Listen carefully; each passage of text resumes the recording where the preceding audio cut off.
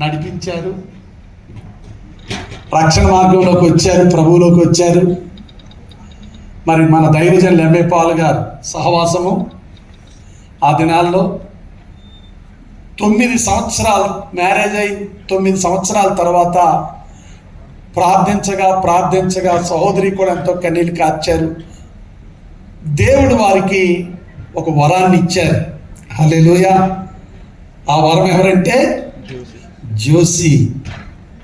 హల్లెలూయా. అంటే అప్పుడు మా సహోదరి ఈ విధంగా ప్రార్థించేవారు, ఏంటంటే జాయ్ బాబు జోసి ఇద్దరు సేవ చేయాలి. కానీ అది జరగలేదు, ఒకరు సేవకులు అయ్యారు. హల్లెలూయా.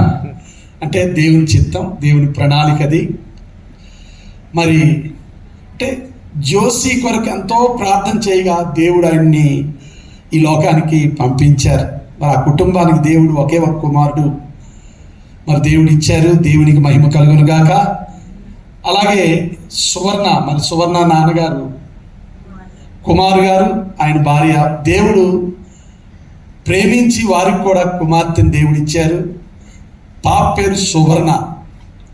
ఎంతో ఆనందం అండి, నాకు చాలా సంతోషం. సువర్ణను చూస్తే మా కుమార్తె అనుకుంటాను. హల్లెలూయా. మరి నిజంగా సువర్ణమే. హల్లెలూయా. పైకి కనబడిన అంటే ఎంత చక్కగా సువర్ణ అంటే సువర్ణే, కానీ హృదయం కూడా అటువంటిదే. మంచి బిడ్డ. దేవుడు మా చిట్టుబాబు అంటే మా పెద్దబాబు గారి కుటుంబానికి దేవుడు కోడలుగా దేవుడు ఇస్తున్నారంటే వారు ఎంతో ఆనందించాలని నేను కోరుతున్నాను. హల్లెలూయా. మరి ఈ కుటుంబాలను బట్టి దేవునికి మహిమ కలుగును గాక. మరి ఇదంతా కేవలం దేవుని కృప. తర్వాత మ్యారేజ్ అయిన తర్వాత కూడా ఈ కుటుంబం ద్వారా ఎవరికి మహిమ రావాలండి? ఇప్పుడు దేవునికి మహిమ రావాలి. మ్యారేజ్ అయిన తర్వాత వారి దాంపత్య జీవితంలో కూడా దేవునికి మహిమ రావాలి. యేసుక్రీస్తు నామము మహిమపరచబడాలి. యేసుక్రీస్తు నామము ప్రకటింపబడాలి. వారు ఏ పని చేయనివ్వండి, ఏ వృత్తి చేయనివ్వండి, యేసును గురించి చెప్పాలి.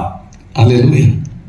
యేసు సువార్త ఒక పాస్టర్ గారులే ప్రకటించడం కాదు, రక్షింపబడిన ప్రతి వ్యక్తి యేసు నామమును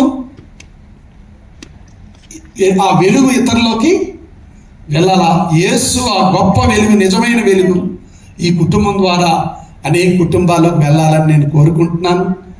రాబోయే దినాల్లో దేవుడు ఈ కుటుంబాన్ని, ఈ లోకానికి అనగా నశించిపోతున్న ఆత్మలకు, అనేక కుటుంబాలకు ఒక గొప్ప వెలుగుగా దేవుడు ఇద్దరిని ఉంచునుగాక.